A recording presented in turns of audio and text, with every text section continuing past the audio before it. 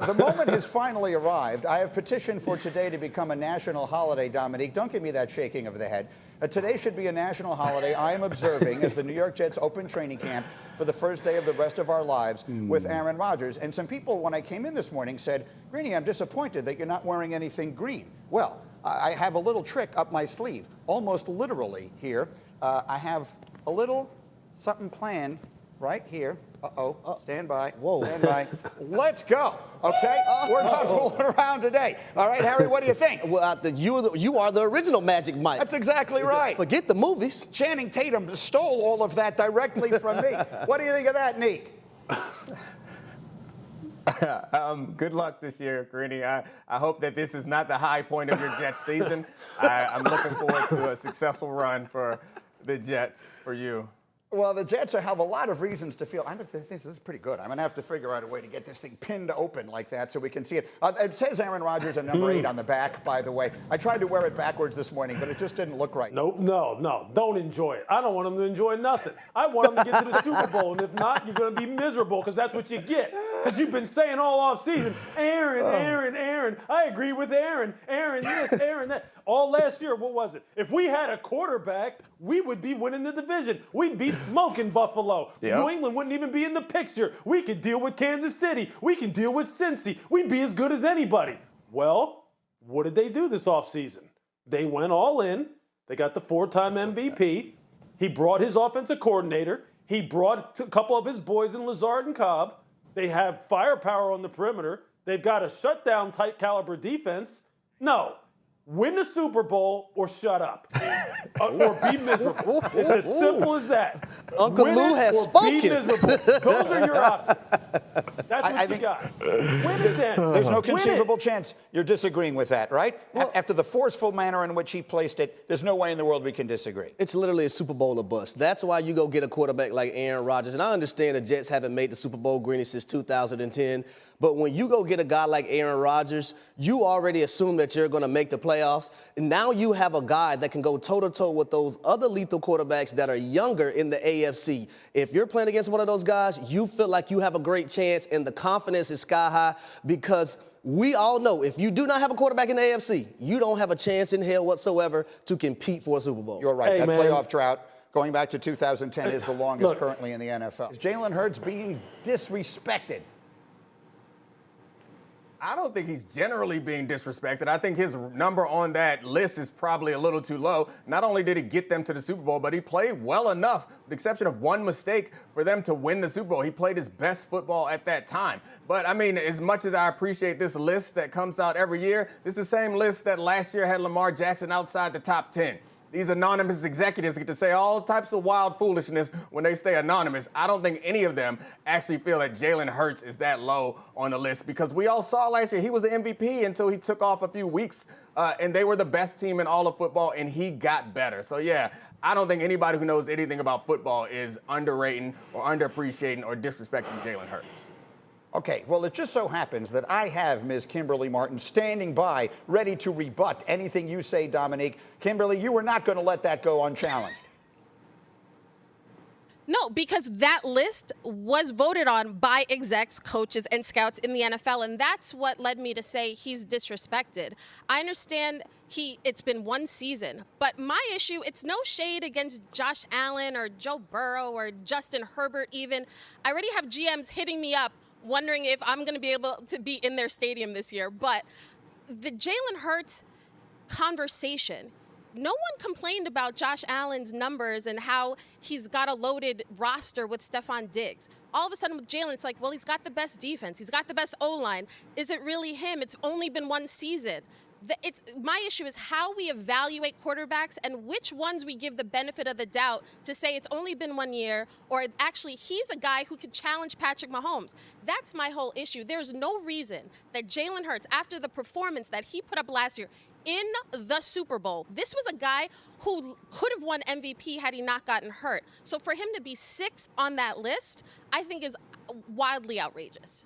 He would have been the MVP of the league if he hadn't gotten hurt. He would have been the MVP of the Super Bowl if they had won that game. Lewis, what do you think? Is Jalen Hurts underappreciated? No, look, I think the opinion that I really, really fall back on a lot of times is, look, in their private moments, the players. The players kind of know who those guys are that are the elite of the elite, the one of ones, the cream of the crop, the guys who need to be, like in Madden terms, those 99 type of players. And look, I was watching a documentary just recently on Patrick Mahomes, Kirk Cousins, Marcus Mariota, and Patrick was talking to Jalen Hurts at the Super Bowl media day, and then after the game. And you could just see the respect that he had for the guy. And you hear other players say the same thing about the guy, regardless of how his roster is stacked or not stacked, who he's throwing to, or who he's not throwing to. People respect this guy for the journey that he's on and the trajectory that he is on and the status that he's already achieved. Within that brotherhood, he has got everyone's respect. As far as GM, scouts, whatever, I mean, look, I used to live in this world, man. I used to live in that world. I understand how subjective and biased it can become. So I take it with a grain of salt. The players, that's who I care about. And they respect the heck out of this guy. Harry, final word. Yeah, I think him not being in the top 5 on that list is very disrespectful. But I think the most disrespectful person in the National Football League might be Kirk Cousins. His own damn receiver didn't even mention his name when you talked about quarterbacks. And I respect Justin Jefferson for not lying and keeping it real. But as far as Jalen Hurts, you talk about a guy that's a dual threat quarterback that can do a multiplicity of different things on the football field. He continues to get better and better. But the leadership quality, it's times where on offense they're 2nd and 14, 2nd and 20. He doesn't blink an eye because he still believes that they're going to be able to pick up a first down. You see them even had to pull his coach back, Nick Sirianni, and tell him to calm down on the sideline. So I think when it comes to a guy like Jalen Hurts, he is top 5 in the National Football League. I don't give a damn what that list says. All right, Kmart, go find Aaron for us. Who do you believe winds up winning the division? And I want to put the picks on the screen because there's something really interesting that came out of that. No surprise, I've got the Jets, and Harry Douglas has the Jets, and Lewis and Dominique both have the Dolphins. You can put them all up there, Meg, if you can. The thing that's interesting to me about this, Lewis, and I know how much you love Miami, so I'm not even going to get into that.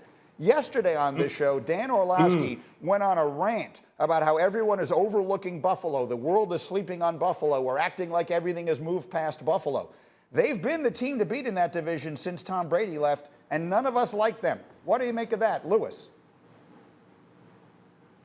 I don't think anybody's sleeping on Buffalo. I mean, we know that Buffalo's good. We know that Josh is good. We know that they need to take some of the load off of him as far as the run game is concerned and make sure that longevity becomes something that's at the forefront of their mind.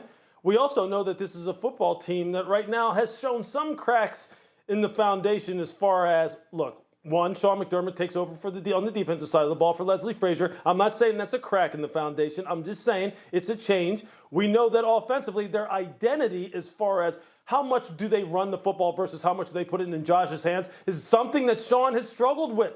He's tried to change it, and they haven't been able to change it. It always reverts back to the same thing. I just think there's some questions about him. But look, that doesn't mean that we are overlooking them. It just means that we like Miami more and that you like the Jets more. Miami's for real. Look, Miami's almost in the same boat as the New York Jets in terms of their offensive line needs to hold up, and obviously their quarterback needs to stay on the field.